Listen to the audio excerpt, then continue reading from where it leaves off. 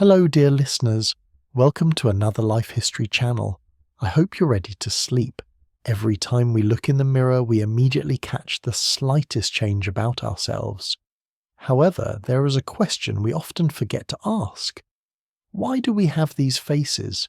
Why are our skin colours, eye shapes, and features so diverse? The answer to one of the most fascinating questions in human history lies in those enormous glaciers and mountain ranges that our ancestors crossed thousands of years ago.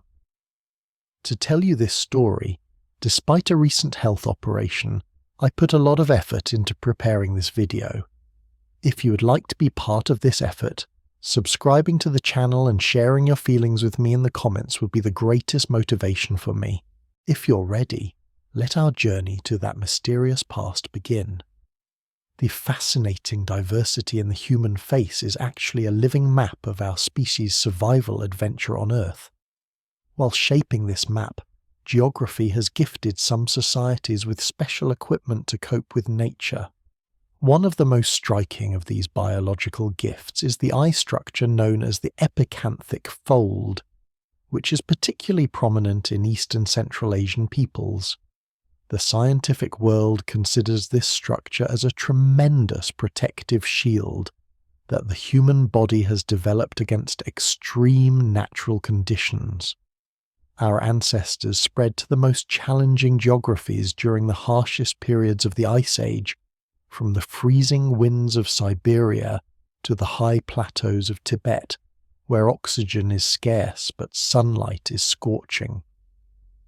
The eye structure that developed during this process not only provided protection from harsh winds, but also served as a natural visor that filtered the intense light reflected from snow and the intense UV radiation at high altitudes. The truly astonishing part is how quickly these changes occurred on the evolutionary calendar. We're not talking about millions of years, but about approximately 40,000 years in the blink of an eye. Humanity has passed through population bottlenecks where it came to the brink of extinction throughout history, yet it never hesitated to walk toward the glaciers and to establish life at heights where even breathing was difficult.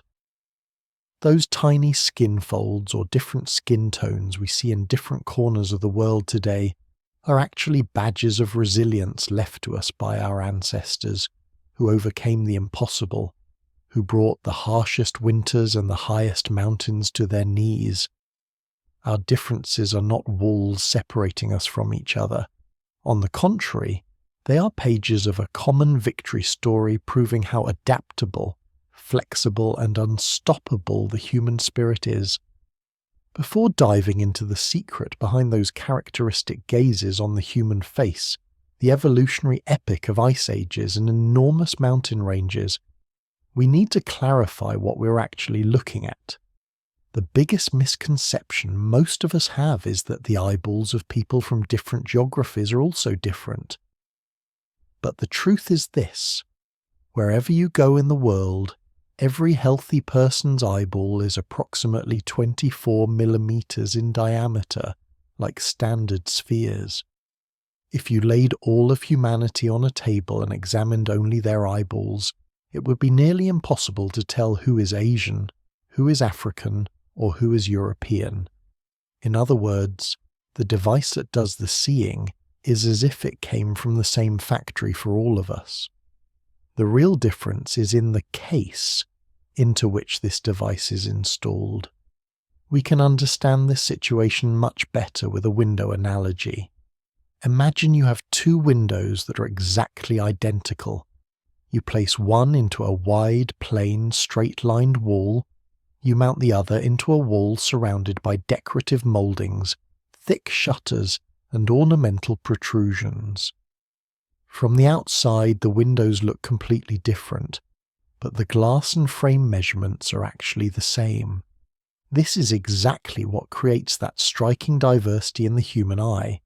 The soft tissues surrounding the eye, fat pads, the depth of the eye socket, and skin folds. These Architectural differences are the result of the environmental pressures our ancestors faced while trying to survive.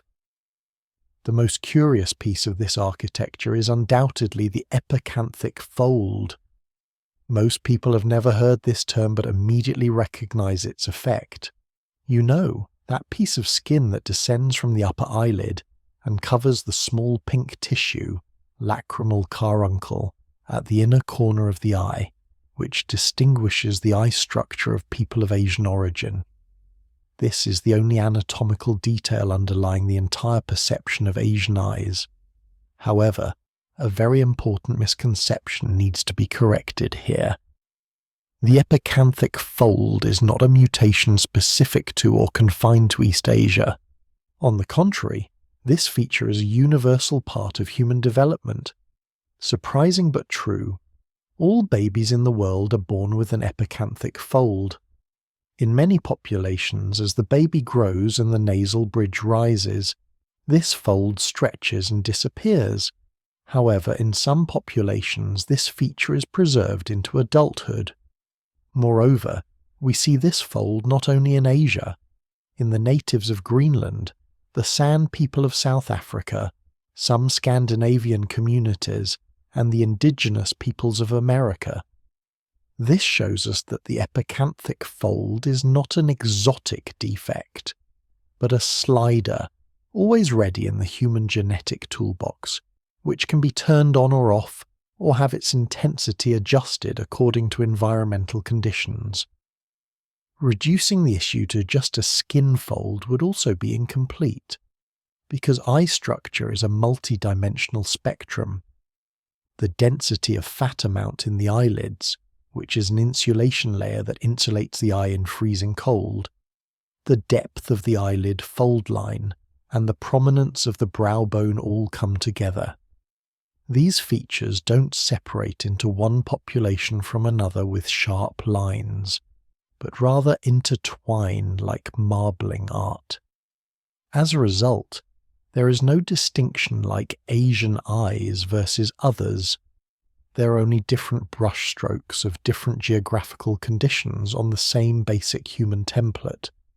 We are all human, we all carry the same basic anatomy. We are all descendants of those who survived that bottleneck, but we are scattered across time zones and continents. Each of us has our own unique combination of features that tells the story of where our ancestors adapted and survived. Because that's what we're really talking about here. These variations in eye structure are not random. They're not meaningless.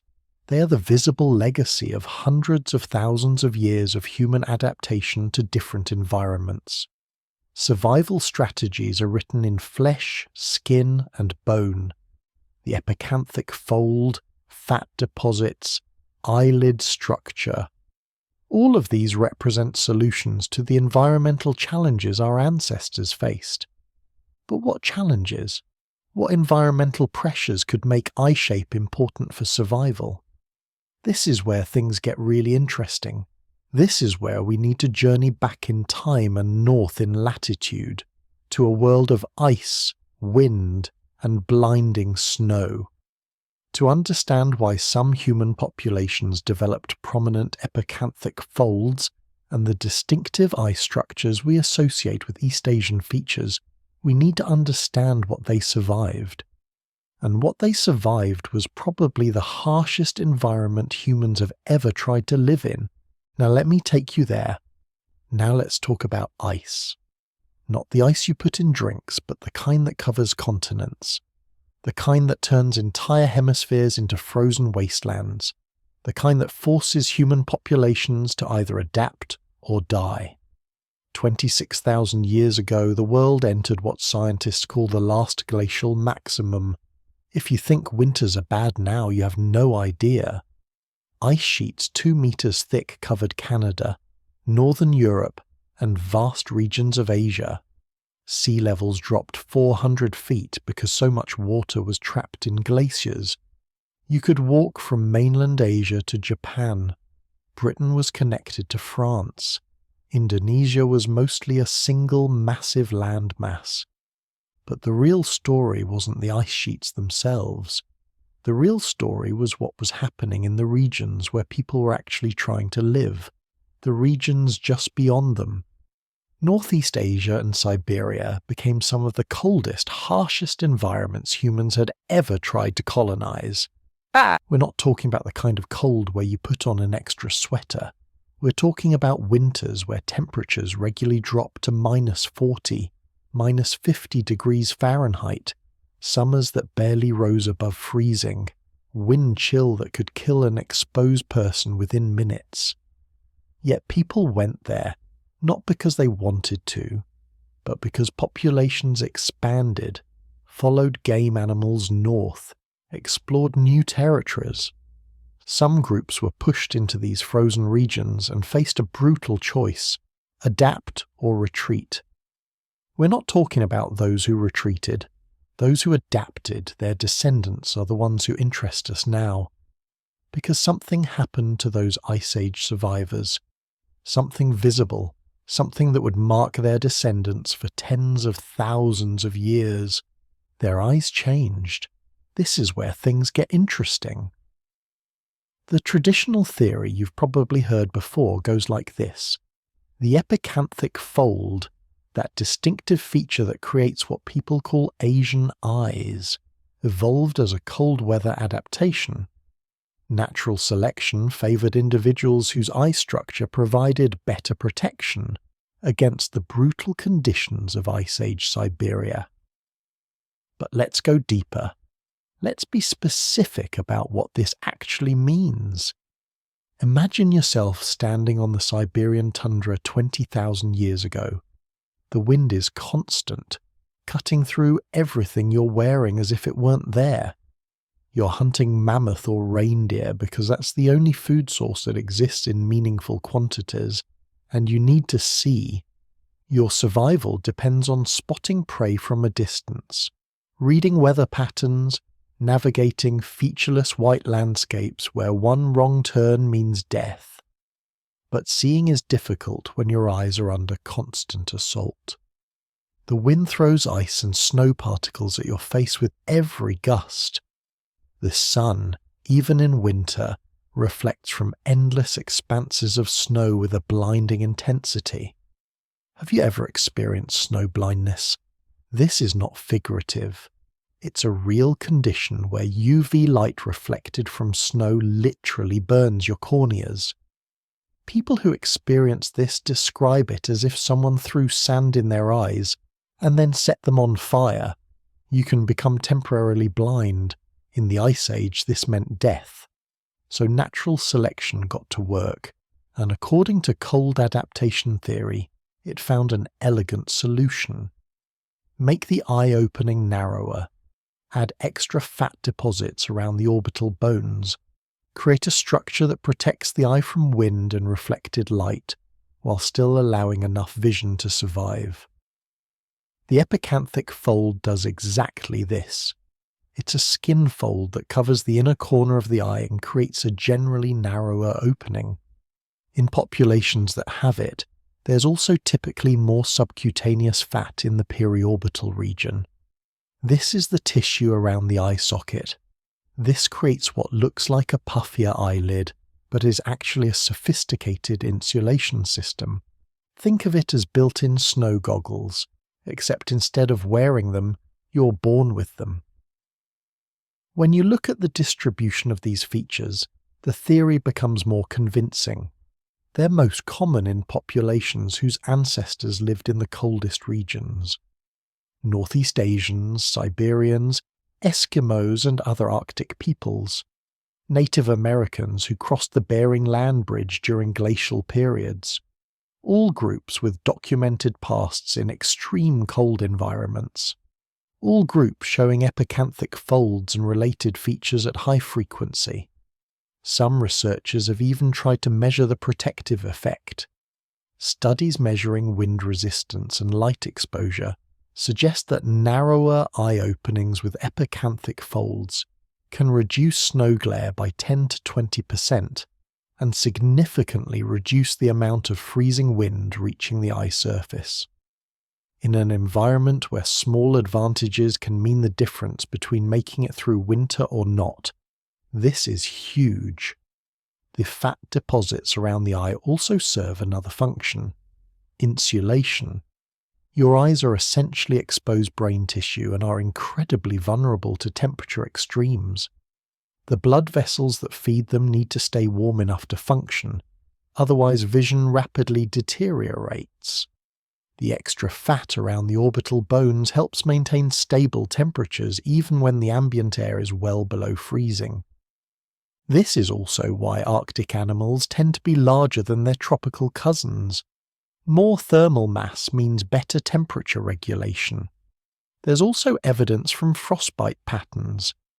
Historical medical records from Arctic and subarctic populations show that facial frostbite tends to affect certain areas first: the nose, ears, cheeks, but the eyes generally remain functional even when other facial features are severely damaged. The structural protections built into the eye area were doing their job. For a long time, this theory seemed pretty solid. Cold environment, cold adapted features, clear geographical correlation. Case closed, right? Not quite. Because science doesn't stop when we find a reasonable explanation. Science keeps digging, testing, asking uncomfortable questions, and some uncomfortable questions began to emerge. First, the timeline got complicated. Genetic studies show that the mutations associated with epicanthic folds may be older than the last glacial maximum, possibly dating back 30,000 or 40,000 years. This is before the coldest period, which raises questions about whether extreme cold was really the primary selection pressure.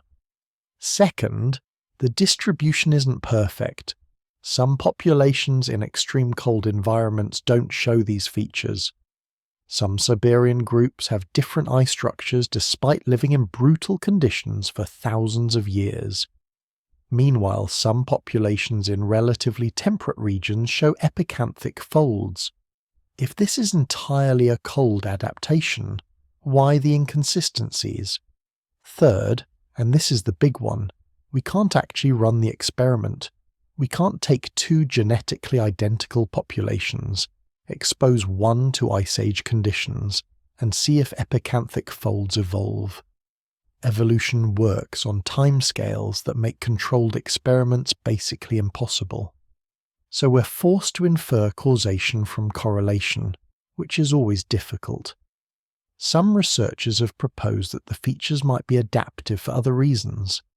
Perhaps narrower eye openings and fat deposits provided protection not just against snow glare, but against intense sunlight in general. UV radiation is more intense at high latitudes during summer months due to atmospheric conditions.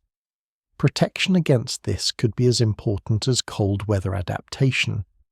Others suggest that fat deposits around the eye might be related to general facial structure changes driven by dietary factors. Populations relying heavily on tough frozen meat would need strong jaw muscles. Changes in facial architecture to accommodate these muscles might have coincidentally affected eye structure. The epicanthic fold could be a side effect rather than a direct adaptation. There's even speculation that these features arose through genetic drift rather than selection. If small populations of early humans in Asia went through genetic bottlenecks, random mutations might have become widespread not because they provided survival advantages, but simply by chance. When populations then expanded, these random features expanded with them. But we can say this with confidence. Whether or not the Ice Age was the primary driver, populations in Northeast Asia faced extreme environmental challenges during the last glacial period. They developed distinctive physical features that appear at high frequencies in their descendants, and these features provide measurable protection against cold, wind, and intense light. The story may be more complex than simple cold adaptation. Evolution is generally a process where multiple factors contribute. temperature, UV radiation, diet, random genetic drift, maybe others we haven't thought of yet. But the basic fact doesn't change. If you carry these features, your ancestors survived some of the harshest conditions humans have ever endured. They didn't just survive, they thrived. They developed technologies and social systems complex enough to hunt megafauna in frozen wastelands, built shelters that could withstand months of winter darkness, raised children in environments that should have been impossible for tropical primates. Every epicanthic fold, every subtle variation in eye structure is a reminder of this achievement, a reminder that humans can adapt to almost anything, that we've been testing our limits since the beginning, pushing into impossible places and finding ways to make them home. The Ice Age shaped us in ways we're still discovering, but it didn't defeat us. It made us stronger, more diverse, more capable. The frozen world tried to kill our ancestors. Instead, it transformed them into survivors whose descendants would eventually fill the entire planet. But cold wasn't the only challenge they faced. Some populations were climbing, rising higher than humans had ever gone before, adapting to the thin air and scorching sun on the roof of the world. But perhaps ice wasn't the only force shaping the human eye. Perhaps there was another environment, equally harsh, equally demanding, selecting for the same adaptations through entirely different pressures. Let's climb up to the Tibetan Plateau, 16,000 feet above average sea level. Some areas reach over 17,000 feet. An area the size of Western Europe, raised by the collision of tectonic plates, with such an extreme landscape that if you're not adapted to it, just breathing can kill you. They call it the roof of the world, and people have been living there for at least 30,000 years, maybe longer. Imagine yourself standing on that plateau 25,000 years ago. The air is so thin that every breath feels insufficient. Your lungs work twice as hard to extract enough oxygen to keep your brain functioning. Your heart is pounding even when you're sitting still. This is what physiologists call chronic hypoxia, and if you're not adapted to it, it kills you slowly every day. But that's not the only problem. Look around you. Snow and ice stretch to the horizon, reflecting sunlight with a merciless intensity. UV radiation at this altitude is 40% stronger than at sea level. There's less atmosphere to filter it. Every photon of light bouncing off that pristine white landscape is trying to damage your eyes. Snow blindness here isn't just uncomfortable, it's a death sentence. If you can't see, you can't hunt, can't gather, can't navigate, you die. Now add the wind. Constant, relentless wind that picks up ice crystals and hurls them at your face like microscopic knives. The air is so dry that moisture evaporates from your eyes almost instantly. Tears freeze on your cheeks. Your corneas begin to dry out, becoming vulnerable to infection and scarring. This environment is actively hostile to large, exposed eyes, the kind of eyes that work perfectly fine in the humid tropics of Africa or Southeast Asia, become a liability here. Natural selection doesn't care about aesthetics. It cares about survival. And on the plateau, smaller eye openings weren't just an advantage, they were a necessity. The epicanthic fold, that layer of skin covering the inner corner of the eye and creating the appearance of a smaller eye opening, acts like built-in snow goggles, reduces the amount of reflected light entering the eye, protects against wind-driven ice crystals, helps preserve moisture around the eye surface. Most importantly, reduces UV exposure to the eye's delicate tissues. Think of the traditional snow goggles worn by Arctic peoples. Eskimo hunters carved narrow slits into pieces of wood or bone and wore them to prevent snow blindness. They were essentially mimicking the same protective effect that epicanthic folds naturally provide. Evolution had created biological snow goggles, shaped by thousands of generations of the harsh realities of high-altitude living. But here's where things get interesting. The Tibetan Plateau isn't the only place humans face these challenges. Look at the topographic map of Central Asia. The Pamirs, the Tian Shan, the Altai Mountains, the Hindu Kush. This entire region is a landscape of high-altitude plateaus and mountain valleys, and people have been moving through these regions for tens of thousands of years, not just staying on the plateau, but travelling across it, trading, eventually settling in the valleys and highlands of Central Asia. Every population that spent significant time at high altitude faced the same selection pressures: intense UV radiation, blinding snow reflection, dry cold air, wind-driven ice particles, and natural selection responded the same way every time. Smaller eyelid openings, more prominent epicanthic folds, extra fat padding around the eye for insulation and protection. These adaptations didn't evolve in a single location. They evolved independently in multiple populations across the highlands of Asia, all responding to the same environmental challenges with the same anatomical solutions. Modern genetic studies support this.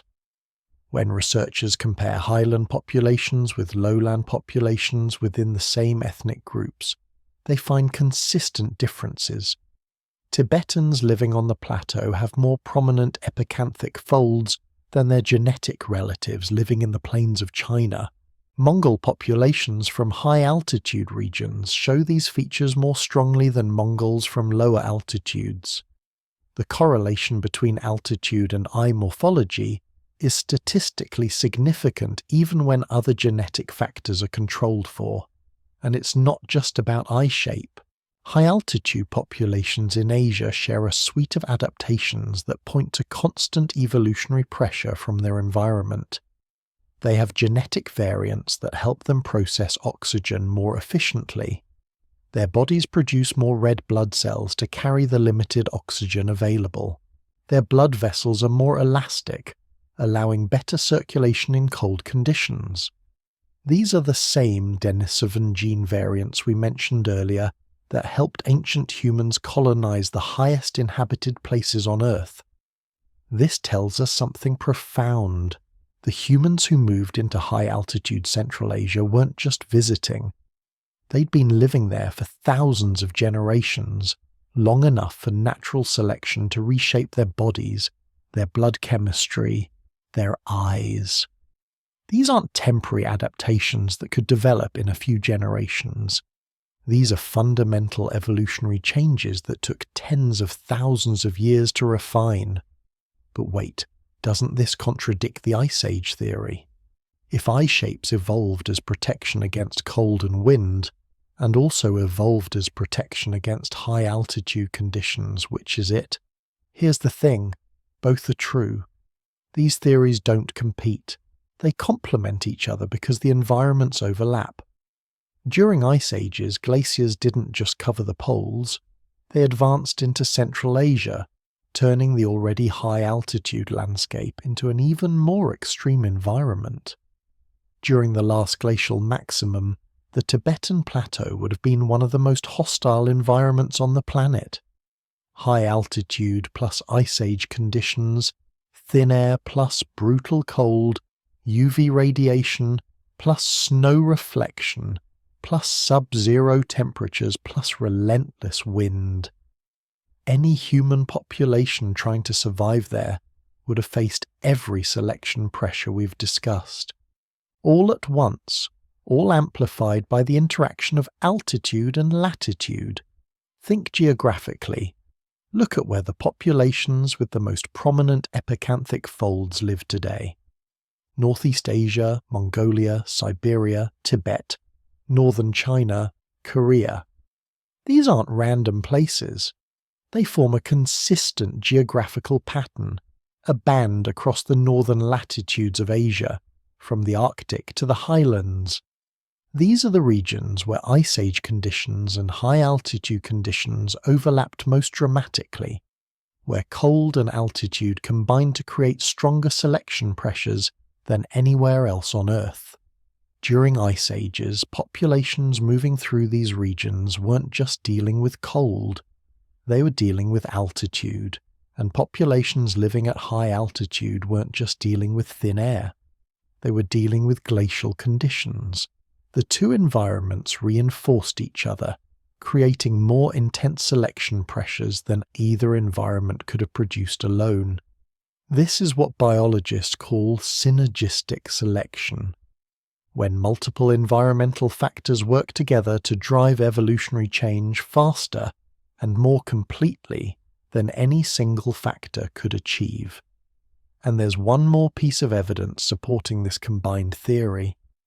Modern populations show a gradient of eye morphology related to both latitude and altitude. The most prominent epicanthic folds are found in populations from high latitudes and high altitudes. As you move south and down in altitude, the features become progressively less pronounced. This isn't an on-off switch, this is a continuum. Exactly what you'd expect if multiple environmental factors were all contributing to the same adaptive outcome. But here's what's really fascinating. These adaptations didn't just provide protection against immediate environmental threats. They had cascading effects on vision itself.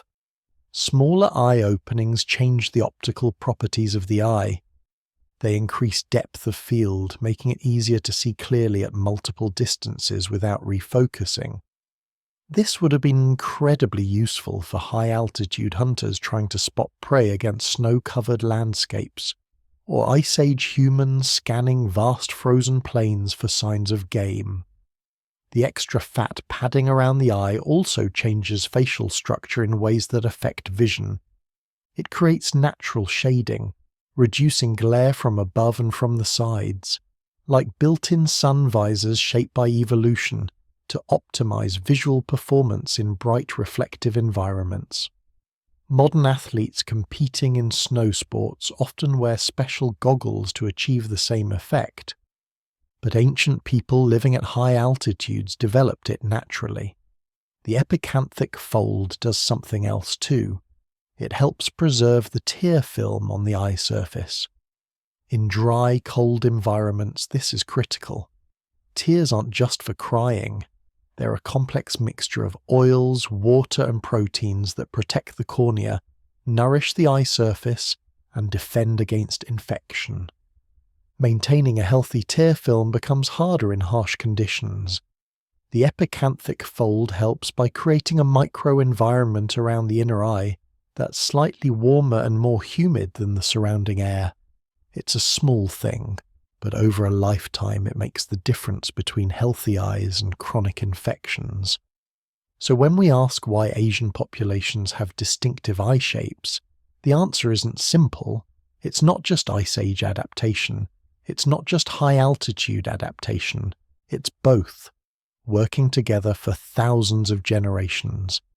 Their populations moving through the most extreme environments on Earth and being shaped by every challenge those environments offered. Cold and altitude, UV radiation and wind, snow blindness and desiccation, every factor contributing, every generation refined, until the result became the dominant eye morphology across an entire continent. And these adaptations are still working today. Modern Tibetans living at high altitude have measurably lower rates of UV-induced eye damage compared to lowlanders who move to the plateau. Their eyes are still doing exactly what evolution designed them to do, protecting against environmental extremes that would damage eyes without these built-in defenses. But the story doesn't end at the mountaintop. These high-altitude populations didn't stay isolated. They moved. They migrated. They spread across Asia, carrying their adaptive genes with them. And this movement, this great dispersal from the roof of the world to the valleys, plains, and coastlines of an entire continent, is where our story goes next. So imagine yourself as part of a small group standing on the northeastern coast of Africa, perhaps 70,000 years ago. Behind you, generations of your ancestors stretching back to those who survived that bottleneck. Before you, the narrow waters separating Africa from Arabia, only a few miles of ocean, but it might as well be the edge of the world. No one from your lineage has ever crossed it. But the climate is changing again. Resources are becoming scarce, and someone in your group says, "Let's see what's on the other side." This decision changed everything. The exodus from Africa wasn't a mass migration. It wasn't thousands of people marching in organized columns. It was probably just a few dozen individuals, perhaps a single extended family group that managed to cross to Arabia during a period when sea levels were lower and the strait narrower. They were opportunists following game animals or fleeing from competition, or perhaps just curious about what lay beyond the horizon.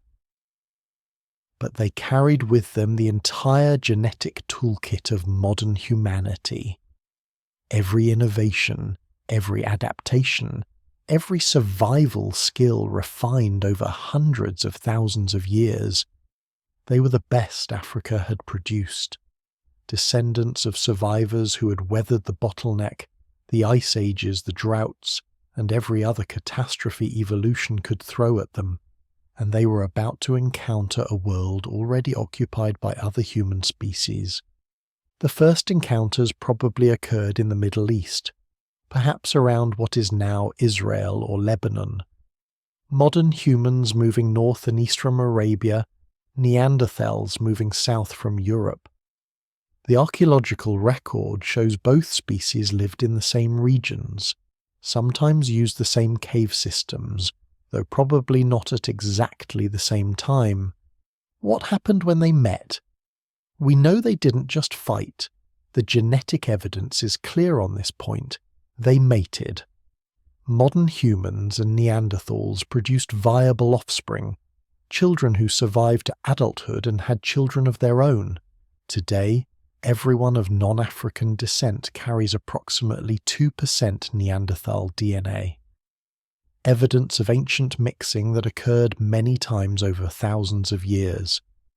But they also competed, and modern humans had advantages. Not necessarily physical advantages. Neanderthals were stronger and probably had larger brains. But modern humans seem to have had superior social organization, more sophisticated communication, the ability to maintain large cooperative networks. Over tens of thousands of years, this gave them an edge. Slowly, gradually, modern humans expanded while Neanderthal populations contracted. This wasn't genocide. It was demographic displacement, outbreeding rather than exterminating. But this is getting ahead of the story because around 50,000 years ago, some of those modern humans who had settled in the Middle East began moving east, following river valleys, tracking animal herds, exploring new territories. They spread into southern Asia, hugging the coastlines where resources were abundant and travel was relatively easy. This wasn't a slow migration. Recent genetic evidence shows the initial expansion into Asia happened remarkably quickly, perhaps in just a few thousand years. Small groups leapfrogging along the coast, establishing new settlements every few generations, then sending out new pioneers east to do the same. By 45,000 years ago, modern humans had reached Southeast Asia. By 40,000 years ago, they had crossed open ocean to reach Australia, a journey requiring sophisticated boat building and navigation. These weren't primitive savages hoping to find food. These were intelligent, innovative people who could plan complex journeys and adapt to entirely new environments. But the population that interests us most, the one that would eventually develop the distinctive eye shape we began this entire journey trying to understand, took a different route. Instead of following the southern coastline, they turned north. Around 40,000 years ago, modern human groups began moving into what is now Central Asia and East Asia. This was a harsh region, cold, dry, with brutal winters and short growing seasons, but it was also relatively empty. Neanderthals had mostly stayed in Europe and Western Asia. Denisovans were there, but in smaller numbers, and again there was mating. Modern East Asian populations carry more Denisovan DNA than populations anywhere else. Evidence of mixing that occurred as our ancestors moved into regions the Denisovans already occupied. But here's where population genetics gets really interesting. The groups that moved into East Asia weren't large. We're probably talking about a few hundred people, maybe less, who accomplished the initial colonization. They were pioneers, risk-takers, people willing to leave behind the relatively comfortable settlements on the southern coasts to explore the unknown territories further north. This created what geneticists call a founder effect. When a small group breaks off from a larger population and establishes a new settlement in an isolated area, they carry only a subset of the genetic variation found in the main population. This is like taking a handful of marbles from a jar full of different colours. Your handful might be randomly enriched for certain colours just by chance. When it comes to humans, this isn't just chance. There's also selection. The environments these pioneers encountered were significantly different from Africa or the southern Asian coasts. Colder, drier, intense sunlight reflected from snow and ice. These conditions selected for certain adaptations, including the eye structure changes we'll explore in more depth in other sections. But the founder effect means that even neutral features, ones that didn't necessarily help or harm survival, could become widespread simply because they were present in the founding population. Put 200 people in an isolated mountain valley, and whatever physical features those 200 people have will become the standard features for that population. Their descendants will look like them not because these features are optimal, but because these are the only genes available. From 40,000 to 20,000 years ago, these East Asian populations experienced explosive growth.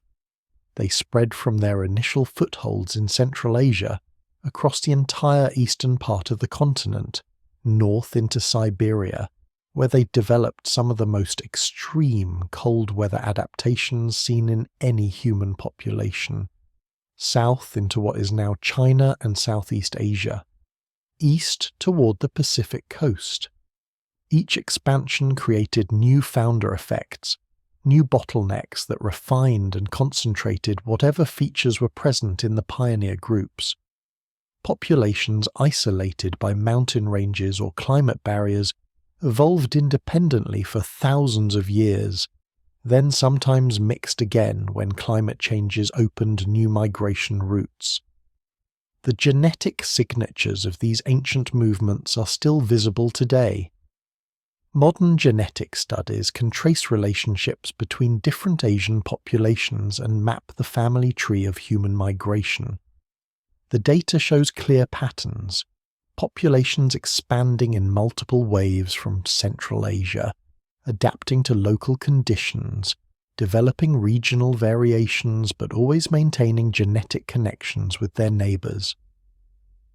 By 20,000 years ago, humans had reached every habitable part of Asia, but they hadn't finished exploring. Some groups living in Northeast Asia, probably around what is now Siberia, continued moving north and east, following the megafauna that thrived in the Ice Age tundra. Around 15,000 to 20,000 years ago, during the last glacial maximum when sea levels were at their lowest, these Siberian populations crossed the Bering Land Bridge into North America. Again, there probably weren't many of them, Genetic analysis of Native American populations shows they all descend from a relatively small founding group, perhaps just a few hundred people who managed to make the crossing and survive the harsh conditions on the other side. These first Americans carried with them the genetic legacy of their Asian ancestors, including many of the physical adaptations that had evolved over tens of thousands of years in Northeast Asia. As they spread through the Americas, reaching the southern tip of South America in just a few thousand years, they retained these ancestral features. This is why genetic studies show close relationships between East Asian and Native American populations. They are literally cousins, descendants of groups that separated only 15,000 to 20,000 years ago, which is nothing in evolutionary terms. And here's what's remarkable about this entire migration story. It happened so fast. From the initial exodus from Africa around 70,000 years ago to the settlement of South America by 15,000 years ago, modern humans had colonized every continent except Antarctica. In just 55,000 years, less than 3,000 generations, we went from being confined to Africa to being a global species. Every stage of this expansion involved small groups carrying forward their ancestors' features while also developing new adaptations to local conditions. The people who settled East Asia were products of numerous founder effects, numerous selection events, numerous genetic bottlenecks that shaped their physical appearance and genetic makeup. But they were also connected by an unbroken chain of human migration and mixing stretching back to Africa. The genetic evidence shows this clearly. Despite tens of thousands of years of separation, despite adapting to vastly different environments, all human populations share the vast majority of their DNA. We're all remarkably similar genetically, which makes the physical differences between populations, including things like eye shape, even more interesting because they tell us about evolution's power to create visible variation even when underlying genetic differences are very small, about how adaptation works in human populations, about how the complex interaction between environment, genetics, and chance shapes what we look like. Those first migrants into East Asia couldn't have known they were starting an evolutionary experiment that would produce distinctive physical features in their descendants. They were just trying to survive, find food, raise children in harsh and unfamiliar environments. But over hundreds of generations, the combination of founder effects, adaptation to extreme conditions, and random genetic drift created populations with distinctive features, including the eye structure changes that would eventually become some of the most recognizable features of East Asian populations. The journey of those pioneers from Africa to Arabia, to Central Asia, to the frozen regions of Northeast Asia and beyond, set the stage for everything that would come after. Their survival in extreme environments would drive the adaptations we would later discover. As populations spread across Asia, natural selection wasn't the only force shaping human faces. Alongside environmental adaptation, another evolutionary pressure was at work. More subtle, but potentially just as powerful. Sexual selection. The preference for certain features in potential mates over generations, slowly transforming the appearance of entire populations. Charles Darwin understood this in the 1870s. He realized that natural selection, the survival of the fittest, couldn't explain everything about how animals looked. Why did peacocks have those massive, impractical tails? Why did some deer grow antlers so large they could barely walk? These features didn't help survival. In fact, they made it harder. But they did one thing extremely well. They attracted mates. Darwin proposed that evolution work through two mechanisms: natural selection, which favors features that help you survive, and sexual selection, which favours features that help you reproduce. Sometimes these two forces pulled in opposite directions. The peacock's tail makes it more visible to predators, which is worse for survival, but it also makes it irresistible to females, which is better for reproduction. Over generations, sexual selection wins because it doesn't matter how good you are at surviving if nobody wants to mate with you. Now, human faces aren't peacock tails, but they're subject to the same evolutionary pressures, and this is where the story of Asian eye shapes gets really complicated.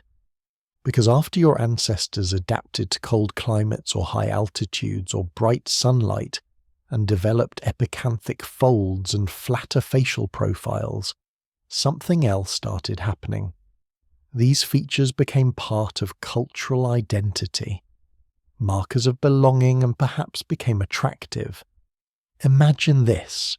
You're living in Central Asia 25,000 years ago.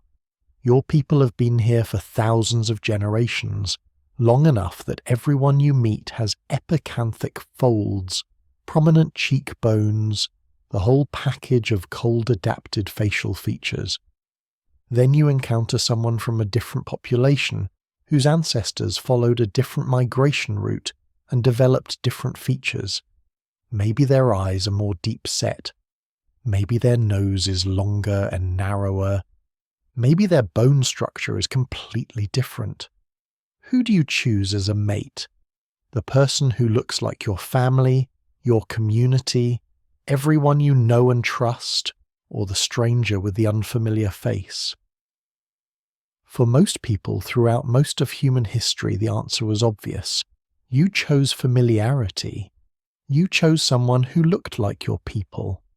This is called assortative mating, the tendency to select partners who resemble yourself and your community. It's not conscious. Nobody sat around thinking, I need to preserve our population-specific genetic features. It's instinctive, driven by deep psychological preferences for what's familiar and culturally appropriate. But assortative mating has a powerful effect on evolution. It reinforces features that are already present in a population. If everyone with epicanthic folds preferentially mates with others who have epicanthic folds, the genes for these features become more concentrated, more pronounced, more universal with each generation. Not because these features help you survive in the cold, though they might, but because they help you fit into your community, belong, attract a mate. The archaeological evidence for this process is subtle but fascinating. Starting around 15,000 years ago, we see an explosion in representational art across Asia. Cave paintings, carved figurines, decorated tools. And when these ancient artists depicted human faces, they emphasized certain features, large prominent cheekbones, eyes rendered as simple lines or small openings, broad flat facial planes. Maybe they were just depicting reality, showing faces as they actually looked. But art isn't just documentation, it's also idealization. Artists emphasize features they find significant, beautiful, culturally meaningful. That these artistic traditions consistently emphasize the same facial features suggests these features carried meaning. They were markers of identity, probably markers of attractiveness. By 10,000 years ago, we start seeing evidence of more sophisticated beauty practices. Burial sites in ancient China contain ornaments designed to draw attention to certain facial features, earrings that frame the face, headdresses that emphasize the width of the cheekbones. Later, much later, we get written records describing beauty standards. And while these records come from periods long after the initial evolution of Asian facial features, they might preserve echoes of much older preferences. Ancient Chinese texts describe ideal beauty in familiar terms, moon-like faces meaning round and broad, eyes as long as willow leaves, meaning narrow and elegant, high prominent cheekbones. These aren't arbitrary standards. They're descriptions of the facial features that had become dominant in East Asian populations through thousands of years of adaptation and cultural evolution. Japanese literature tells a similar story.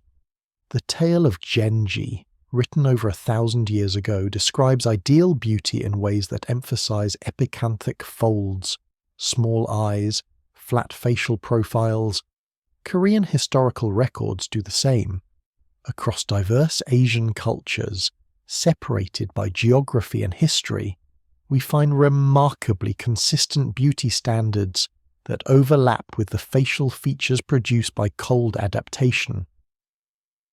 But the really important question is this: did sexual selection cause these features, or did sexual selection just preserve and strengthen features that had already evolved through natural selection?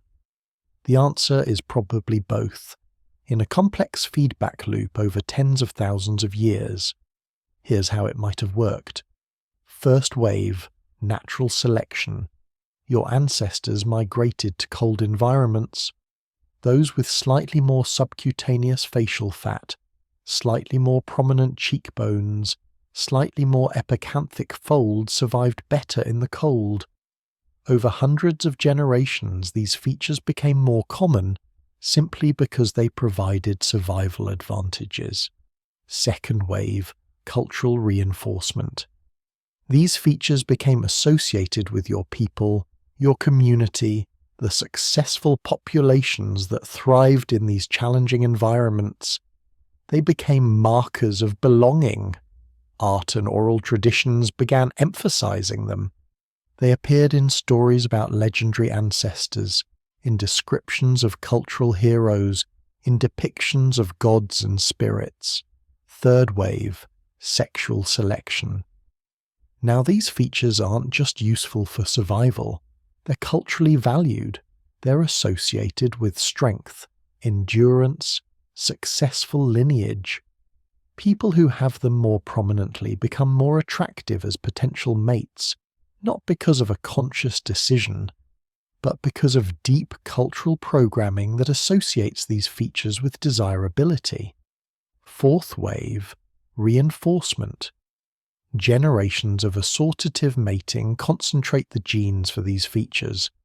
What started as a subtle adaptation becomes more pronounced. Epicanthic folds become more universal. Cheekbones become more prominent. Overall facial architecture becomes more distinctive. Over 20,000 years, these waves combine. Natural selection and sexual selection aren't competing. They're cooperating, both pushing in the same direction, creating facial features that are simultaneously adapted to the environment and shaped by cultural preferences. But untangling how much is natural selection and how much is sexual selection is nearly impossible, because they leave similar genetic signatures. A gene that increases in frequency because it helps you survive in the cold looks very similar to a gene that increases in frequency because it makes you more attractive to potential mates. Both spread through the population. Both become universal. Both shape how future generations look. Modern genetic studies have tried to separate these effects. They found evidence for both. Certain genes related to facial structure show signs of natural selection, the kind of selective sweeps you'd expect from environmental adaptation. But other genes, especially those related to subtle variations in facial features, show patterns more consistent with sexual selection. Rapid changes that don't correlate perfectly with climate or altitude. Changes that seem to be driven by cultural preferences rather than survival needs. The truth is, human evolution doesn't fit into neat categories. We're not just animals adapting to environments. We're cultural creatures who create our own selective pressures through art, ritual, mate preferences, and social hierarchies. Our ancestors weren't passive recipients of evolutionary forces. They were active participants making choices about who to partner with, what features they found attractive, what features were valued in their communities. Those choices had consequences.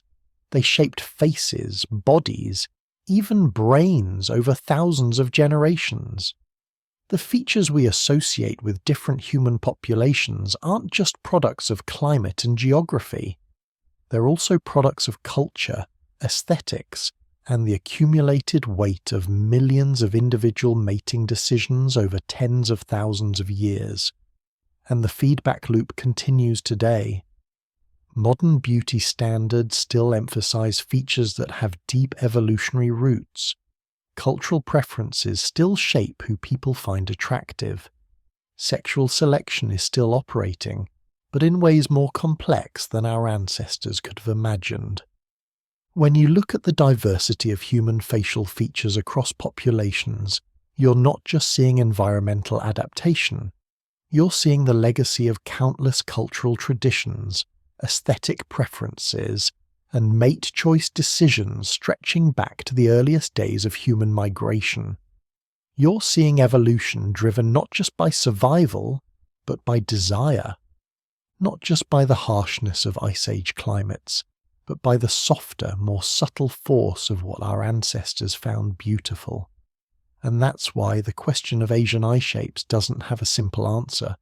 Because this isn't one story. It's many stories touching each other across thousands of years.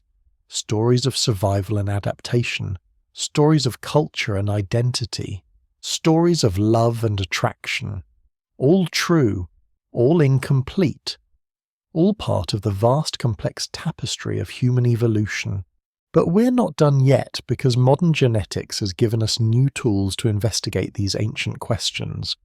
Tools that can actually separate natural selection from sexual selection. Tools that can trace the specific genes responsible for facial features backward in time.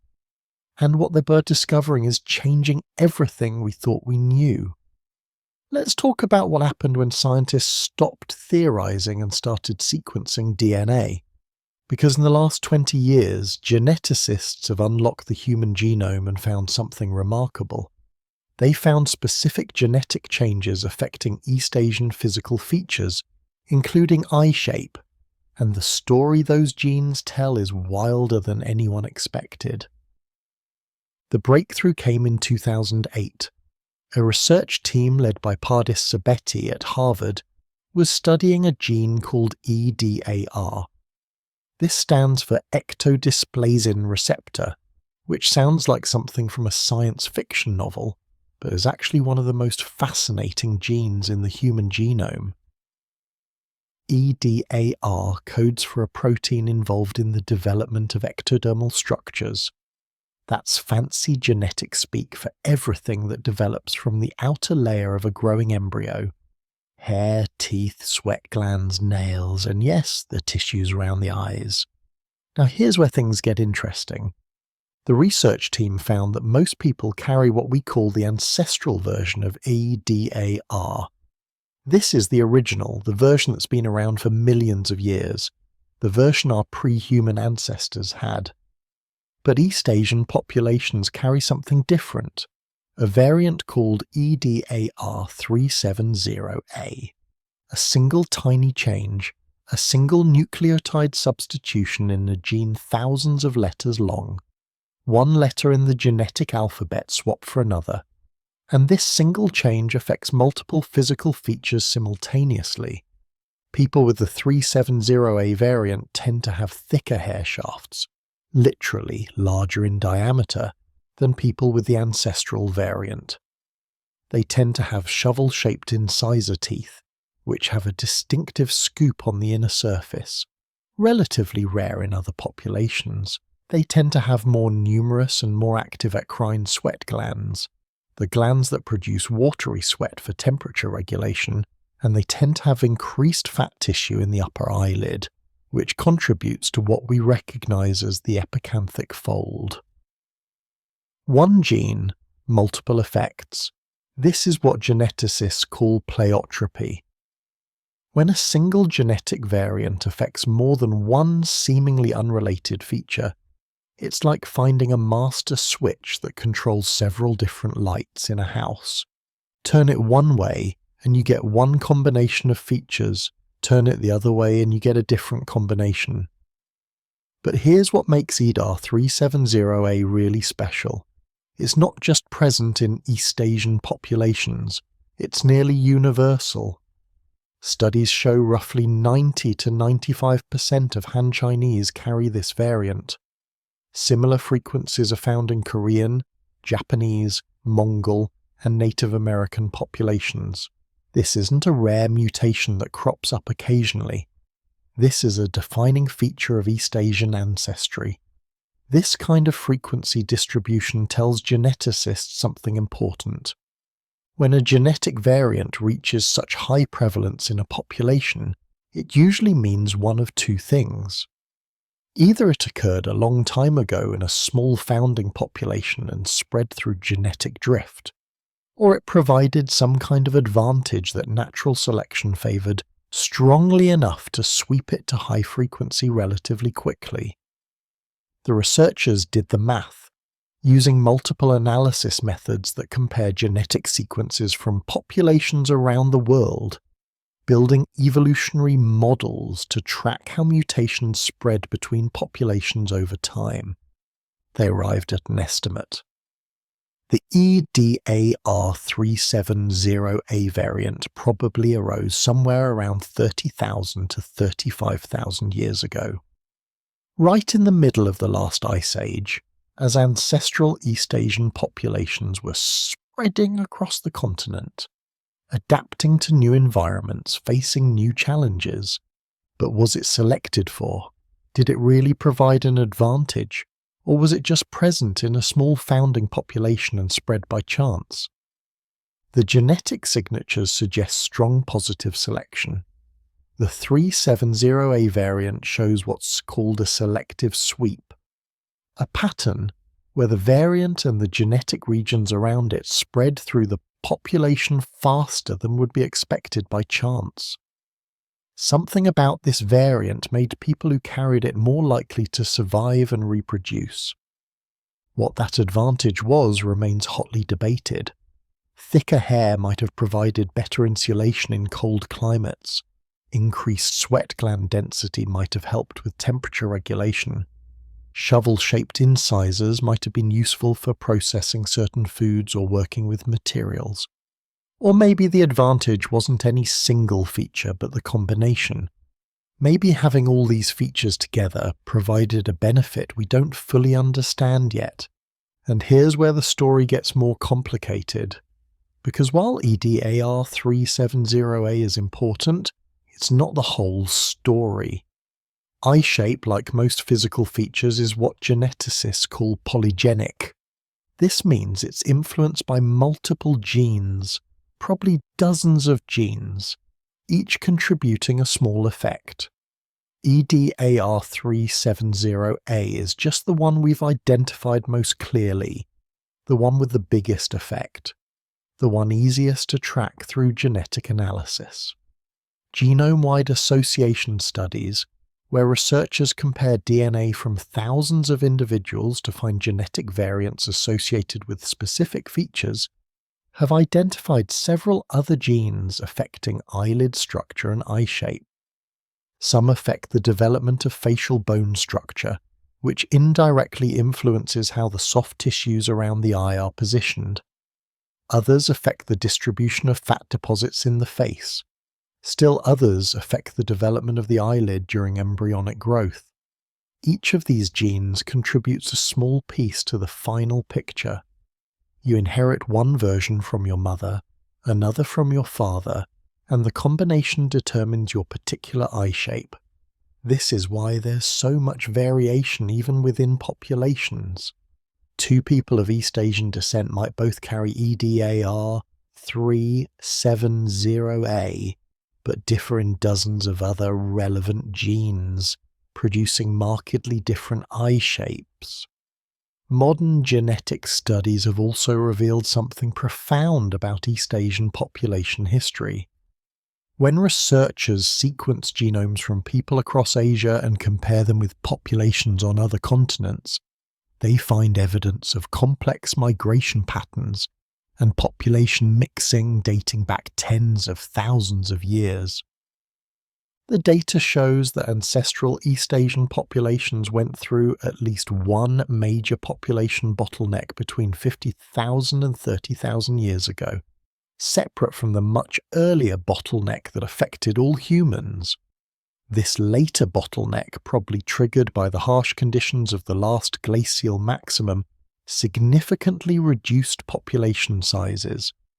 Small surviving groups scattered in refuge areas preserved enough genetic diversity to recover, but the bottleneck created opportunities for genetic drift to work powerfully.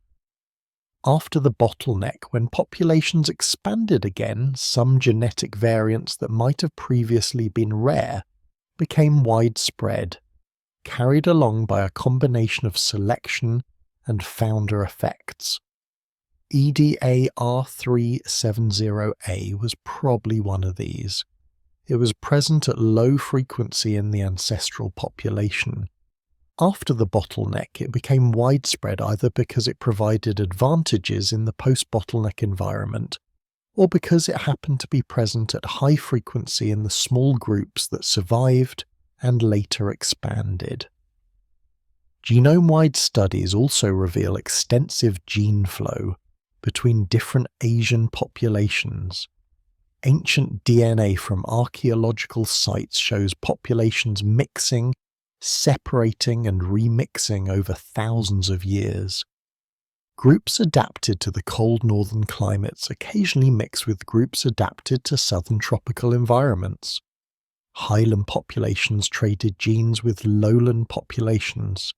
This created a complex tapestry of genetic variation across the continent. What's fascinating is that despite all this mixing, EDAR370A and associated features remained remarkably stable across most East Asian populations. This suggests the variant either provided consistent advantages across multiple environments, or became so widespread early in East Asian population history that it persisted through all subsequent migrations and mixing events. Recent studies have even found that EDAR affects more than just physical features. Experiments with mice engineered to carry the human 370A variant show differences in mammary gland development. This has led some researchers to speculate that the variant might have affected reproductive success in ways we're only beginning to understand. Maybe women with the variant were slightly more successful at nursing babies, providing a selective advantage that had nothing to do with climate or eye protection. The truth is, despite all our genetic sequencing and computational modelling, we still don't know the whole story. The research continues. Each year, new studies identify additional genetic variants associated with facial features. Better statistical methods allow researchers to tease apart the relative contributions of different genes. Ancient DNA from archaeological sites reveals how these variants were distributed in the past, helping us reconstruct their evolutionary histories. What's clear is that eye shape, like every human physical feature, results from a complex interplay of genetics and evolution. It's not simple, it's not determined by a single cause, it's the product of thousands of generations of adaptation, migration, population mixing, and genetic drift. EDAR370A is an important piece of the puzzle, but it's just one piece among many. And here's something worth thinking about as you drift off to sleep tonight. That variant you carry, whatever kind of variants they are, the combination of genes that shapes your eyes, your hair, your face, all of them are evidence of your ancestors' journeys.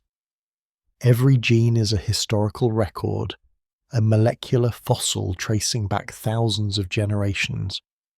The EDAR variant affecting East Asian eye shapes arose roughly 30,000 years ago, which means it has been passed down parent to grandchild for approximately 1,500 generations, through ice ages and migrations, through the rise and fall of countless societies, surviving wars and plagues and famines to reach you today. Your genome is an archive, and scientists are still learning to read it, to discover what stories it tells about where we came from and how we became who we are. The genetics of eye shape is just one chapter in a much longer story, a story we're only beginning to understand. Close your eyes for a moment and imagine looking down at a map of Earth from very high up.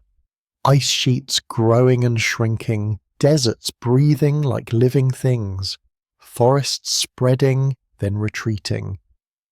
Now imagine small groups of humans scattered across that changing planet.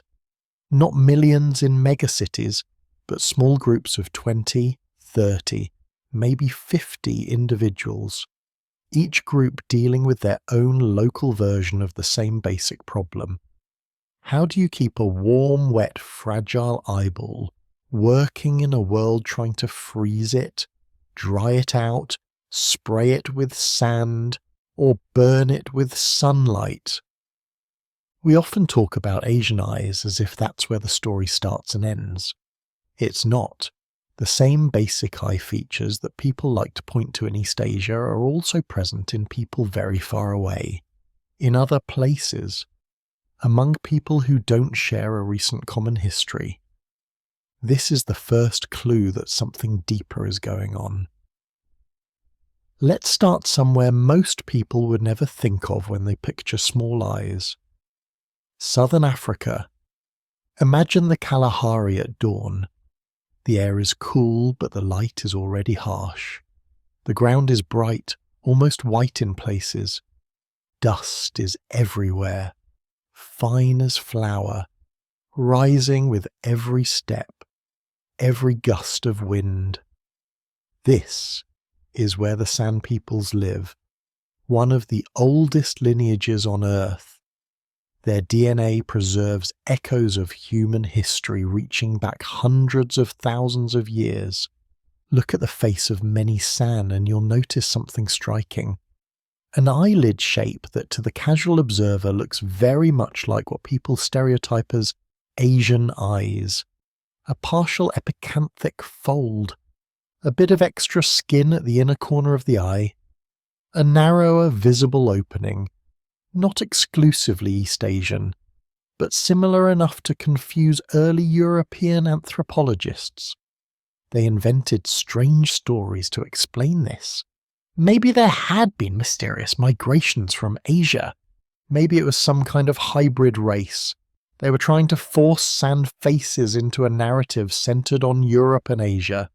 But genetics tells a simpler story. The San people aren't newcomers. They're not a branch of anyone else. They're one of the oldest continuous human populations on the planet. Their eye shape didn't come from Asia. It arose there under the African sky. Why? Think of that environment. Intense sunlight bouncing off pale sandy ground.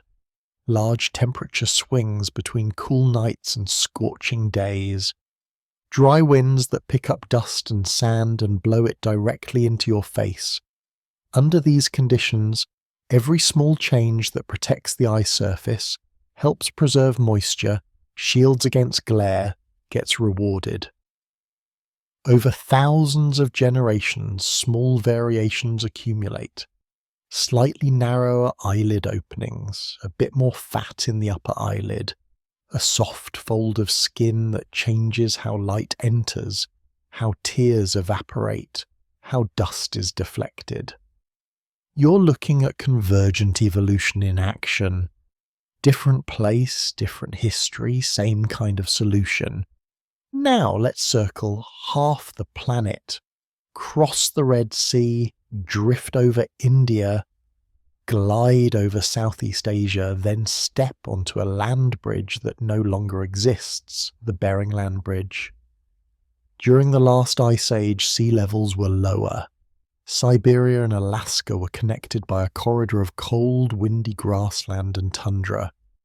Not a pleasant place.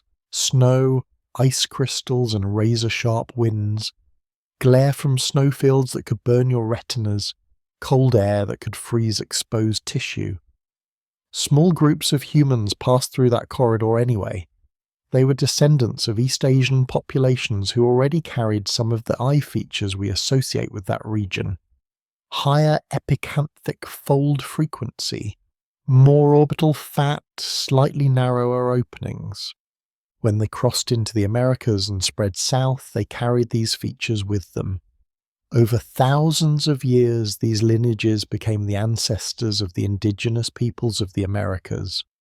Look at photographs, or better yet, meet in real-life people from Inuit communities, from First Nations in Canada, from native groups in the United States, from the Andes, from the Amazon. You'll see an extraordinary range of faces. Long noses, flat noses, round faces, long faces, and a rich diversity of eye shapes. Some have very prominent epicanthic folds. Some have almost none. Some eyelids look very East Asian to the casual eye. Others don't fit that stereotype at all. Why so much diversity? Because when those first migrants reached the Americas, they didn't all live on a giant snowfield. They spread into deserts, high mountains, tropical rainforests, grasslands, icy coasts. Each environment provided its own set of pressures. In the far north, among the Eskimos and related Arctic peoples, you again find narrower eye openings and folds at high frequency. Here, as in Ice Age Siberia, snow glare and wind-driven ice are constant threats. The fat layers around the eye help insulate delicate tissues from the cold. Eyelid shapes that reduce exposed surface area help protect against evaporation and injury. But descend into the depths of rainforest where light filters through leaves and humidity is high, and the same pressures aren't as intense. In some groups the features persist, in others they soften. Selection shifts its focus. Other features become more important. Same ancestral toolkit, different local tuning. Now drift north again, but this time to Eurasia. Skim through forests and over marshes to a land of low winter sun and endless snow. Scandinavia, home of the Sami. The Sami are the indigenous people of northern Fennoscandia, parts of Norway, Sweden, Finland and Russia. They herded reindeer, fished in icy rivers, and followed animal migrations through some of the harshest winters on Earth. Step outside during a polar blizzard, and you'll understand their world. Snow doesn't just fall, it flies sideways. Wind-driven ice crystals abrade exposed skin. The ground is a white sheet reflecting light straight into your eyes even when the sun barely peaks above the horizon. Sami faces show a mixture of European and more Eastern features, reflecting complex ancient migrations. Some individuals have eye shapes that again echo the same theme.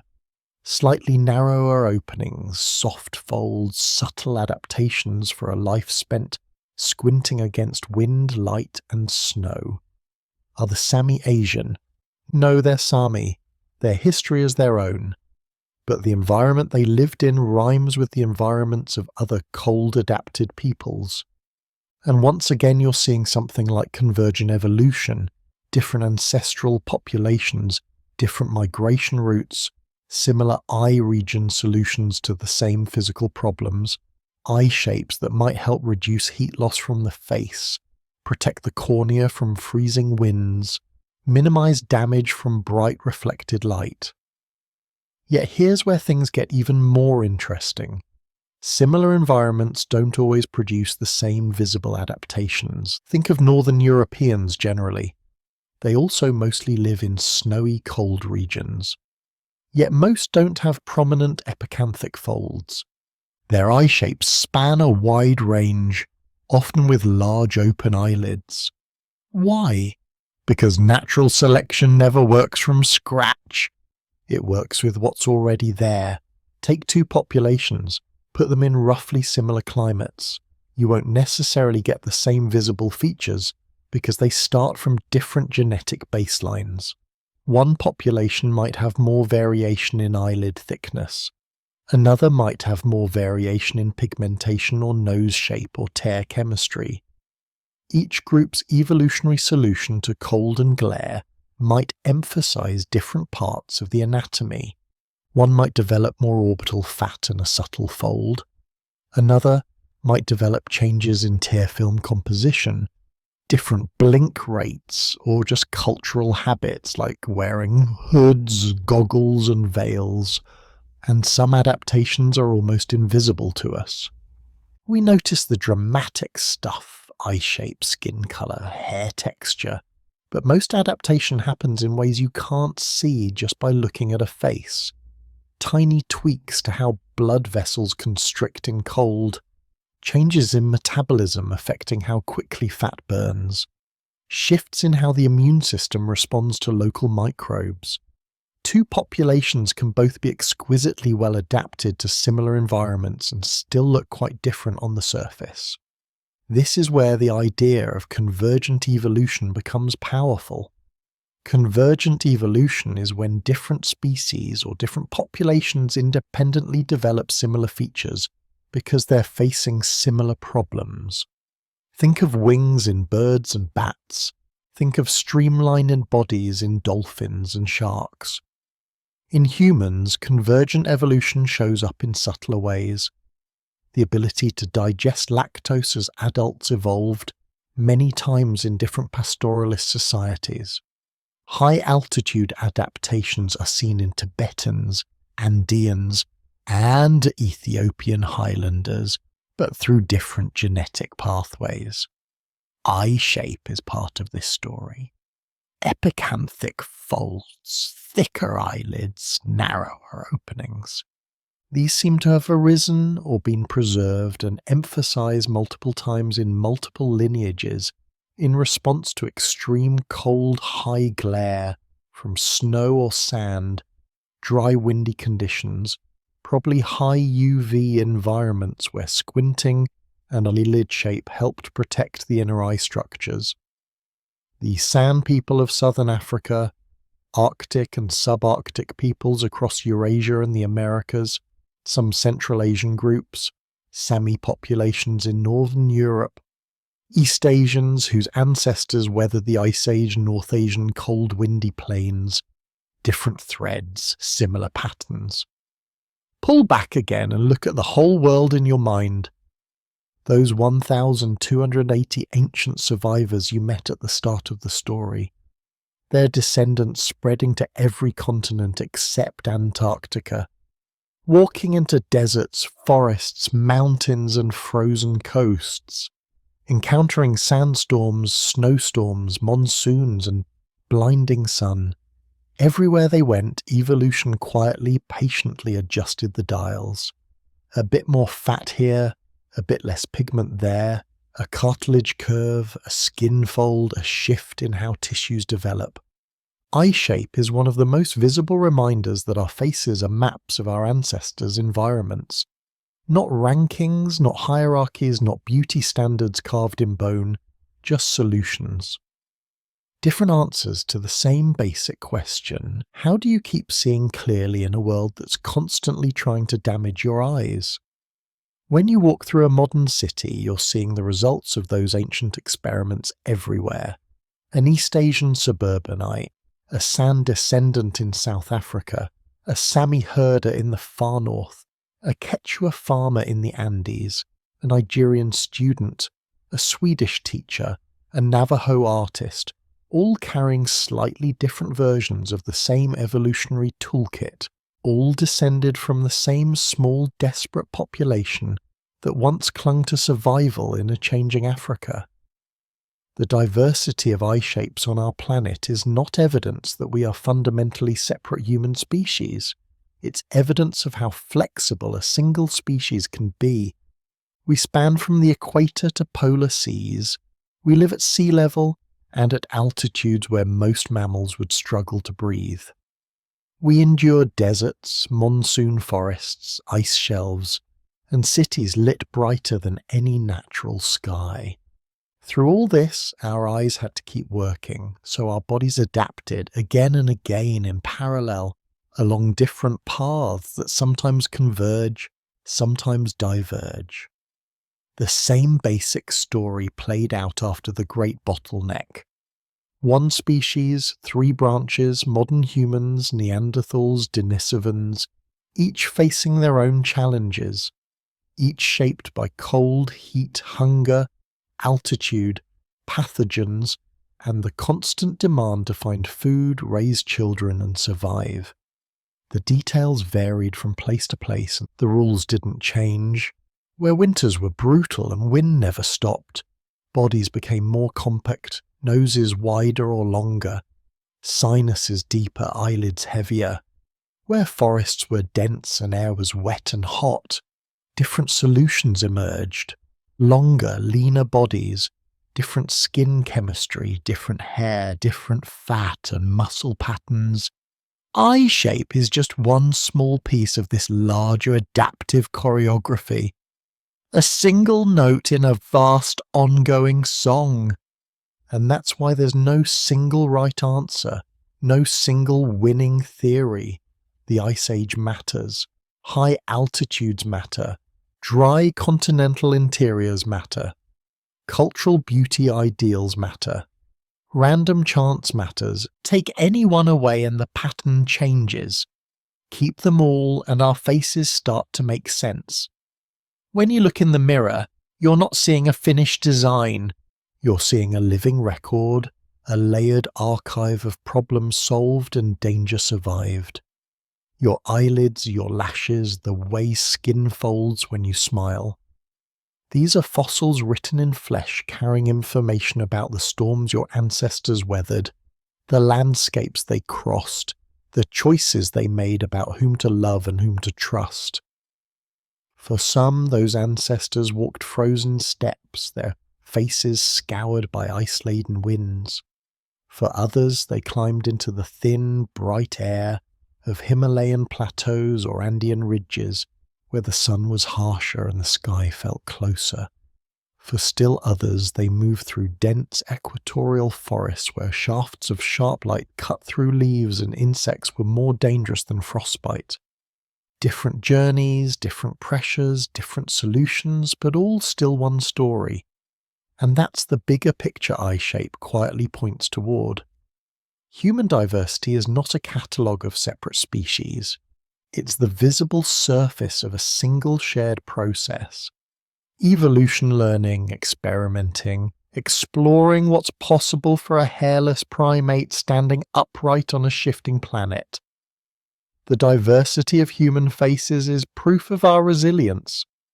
It shows how flexible our species is, how many ways there are to be well adapted. In one region, having a slightly narrower palpebral fissure, the opening between the eyelids, might provide protection against glare and dryness. In another, a wider opening and less tissue overhead might work just fine, or even be advantageous. Both are successful, both work, and both are human. This matters because our brains are wired to notice small differences, the angle of an eyelid, the width of a nose, the colour and texture of hair. For most of our history, these tiny cues helped us guess where someone was from, who they might be related to, what group they belonged to, in a world of scattered groups and small tribes.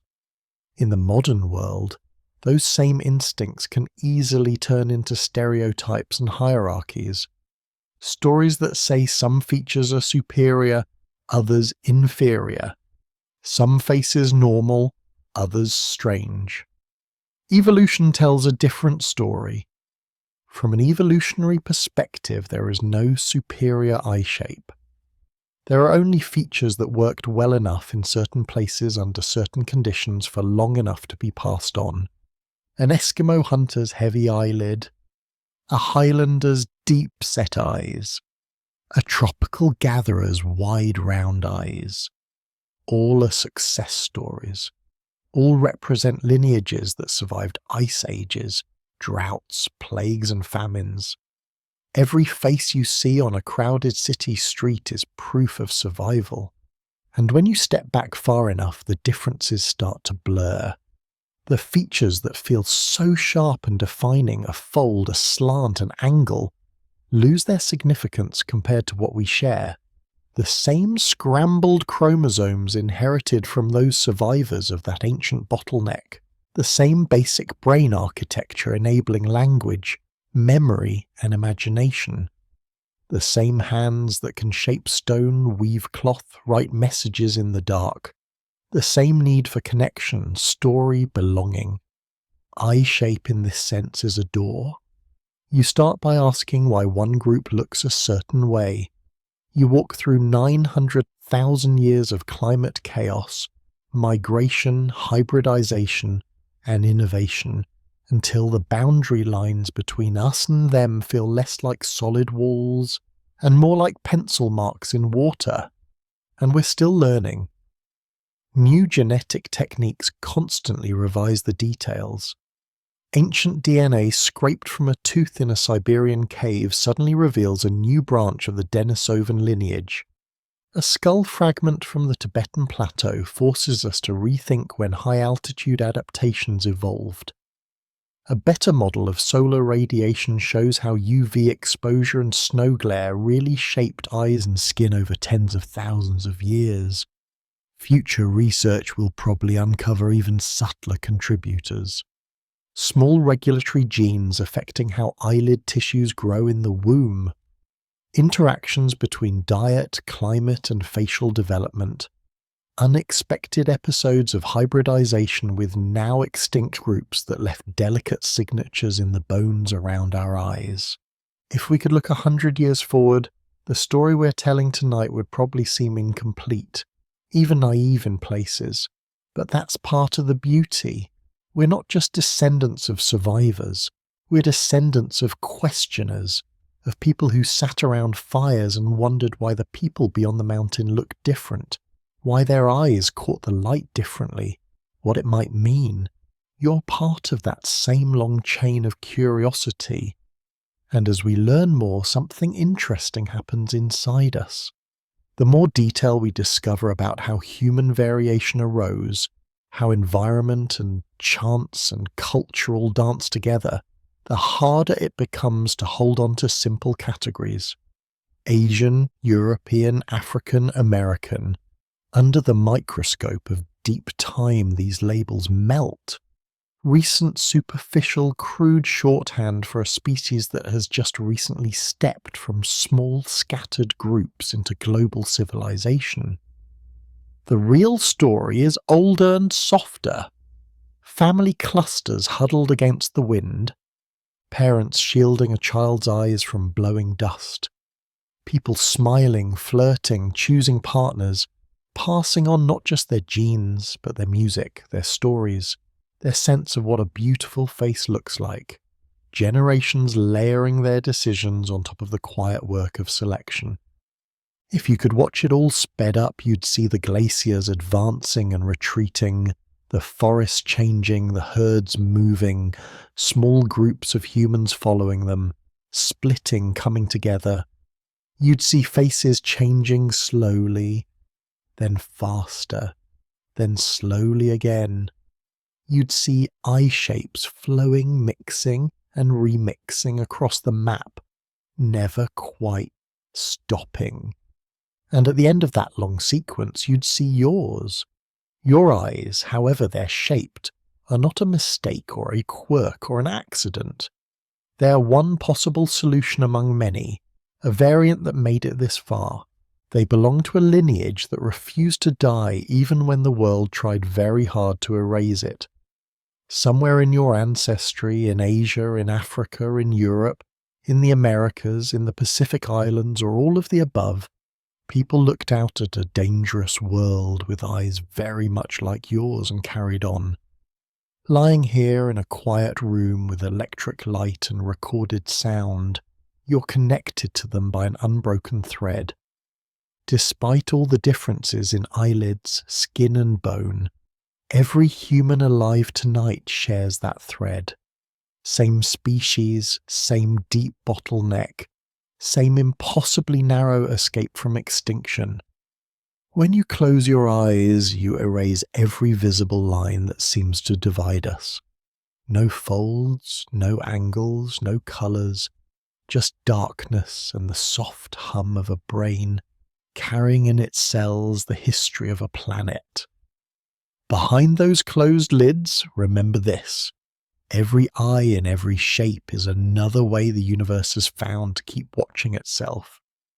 And very far back in time, long before anyone called themselves Asian or anything else, a small group of survivors looked out at a harsh, uncertain world and decided to live. You are their echo. All of us are. Now as your eyes grow heavy and the room falls quiet, we've returned from a simple question. From the question of why Asians have small eyes to something far bigger. Not a punchline, not a stereotype, not a gotcha. A story. A story that began in ice, wind and darkness, long before anyone looked in a mirror and wondered what they looked like. We followed our ancestors through glacial nights when air could cut bare skin. We watched them adapt step by step, generation by generation, eyelids thickening, folds deepening, lashes protecting. Not because nature was trying to create a certain look, but because every small change that protected a pair of eyes from blinding snow or sand gave its owner a chance to live, find food, raise children who would carry those features forward. We climbed with them to high plateaus where the sun was harsher and the sky felt closer. We imagined the thin air, the pounding hearts, the lungs straining for sky, and eyes trying to cope with a world too bright. Again, small advantages mattered. Slightly narrower openings, small changes in fat distribution around the eye, fine-tuning in skin and bone. Over thousands of years, these small details became something you can see in a mirror. We traced their long migrations from Africa to Eurasia, over mountains and along coasts. We saw different populations encounter different climates, different diets, different dangers. In some places, having more exposed eye surface wasn't a problem. In others it was. In some lands, wind and snow and glare shaped faces one way. In others, humidity and heat and dense forests shaped them another. Along the way, we saw there is no single Asian eye, just as there is no single European nose or African hair. Instead, there's variation upon variation, layered like sediment, shaped by ice ages and monsoons, altitude and UV light, chance and time. Modern genetics entered the picture and quietly confirmed what the landscape had already told us. Many genes, each nudging things slightly.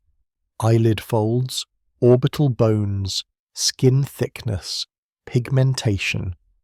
No master switch, no single mutation that makes any one group look the way they look.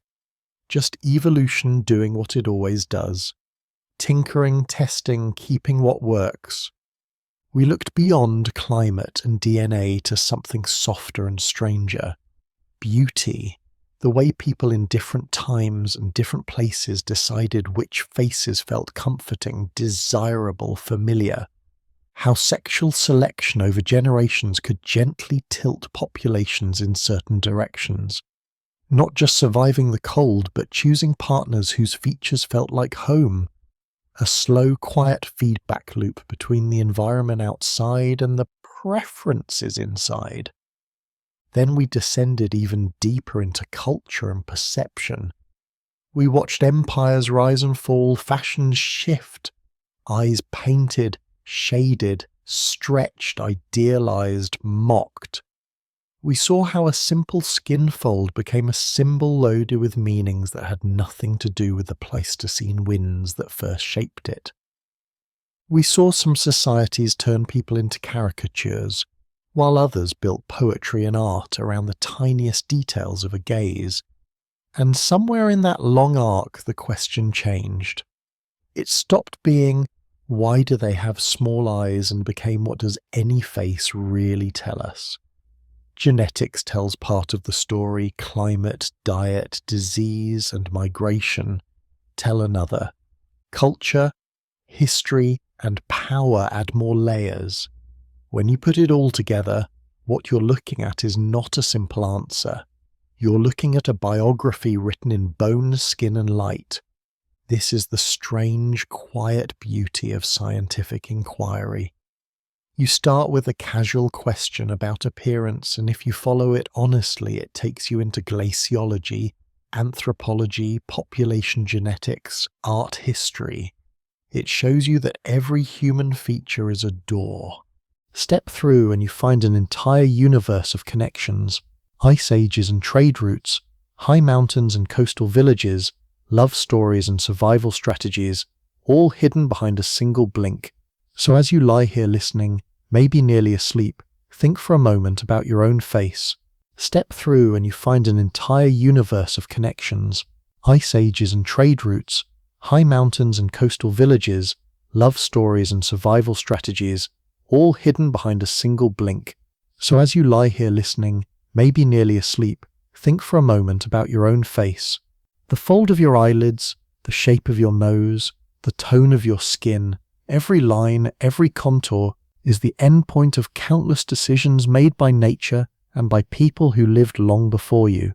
The storms they weathered, the paths they walked, the partners they chose, the beliefs they held. You're not random, you're not simple, you're the visible edge of a story that's been writing itself for hundreds of thousands of years. And that's true for everyone. For the stranger on the subway, for the ancestor in an old photograph, for the friend whose features look nothing like yours. When you look into another person's eyes, narrow, wide, hooded, deep set, you're seeing a different route through the same ancient labyrinth, a different journey through cold and heat, altitude and sea level, famine and feast. We're all distant cousins. We all carry the trace of those who refused to give up when the world tried to erase us. If this journey has kept you company tonight, helped you drift a bit closer to sleep while giving your mind something gentle to wander through, you can touch the like button. It helps more wandering minds find their way here. If you're awake enough to write, I'd love to know. Where in the world are you listening from? A city or a small town, a tall building or a quiet village, a cold place, a hot place? Leave a comment and add your small pin to the map of people listening late at night. And if you want to go one step further in supporting these slow, careful stories, there's a YouTube membership you can join. It's completely optional, only if it feels right for you. Just knowing you're here, listening, learning, is already more than enough. For now, let the details blur, let the timelines soften. Ice ages, genes, caravans, and ancient beliefs can fade into the background. The only thing that needs to remain is this simple thought. Every face you'll ever see, including your own, is a small miracle of history. Close your eyes, or let them drift half shut like our ancestors did against snow and wind. Good night,